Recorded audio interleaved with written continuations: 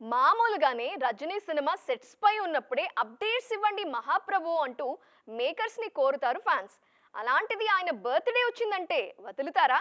అసలు అప్డేట్ ఇవ్వకుండా డైరెక్టర్ ని బతకనిస్తారా చెప్పండి. అందుకే లోకేష్ కనగరాజ్ ఫ్యాన్స్ కి ఫుల్ మీల్స్ ఇచ్చేశారు. అలానే జైలర్ 2 ముచ్చట్లు వచ్చాయి. అవన్నీ చూద్దాం రండి. ఆహా! ఎన్ని రోజులైందో కదా రజనీకాంత్ ఇలా మాస్ స్టెప్లేసి. జైలర్ తర్వాత మరోసారి ట్రాక్ తప్పారు సూపర్ స్టార్.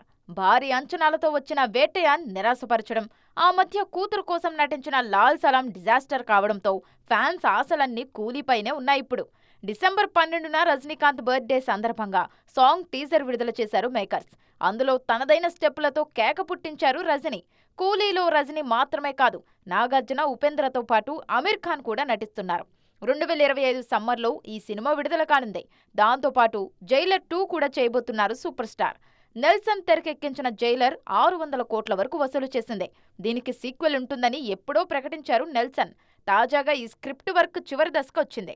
అన్నీ కుదిరితే మార్చి 2025 నుంచి జైలర్ 2 సెట్స్లో జాయిన్ కానున్నారు రజనీ.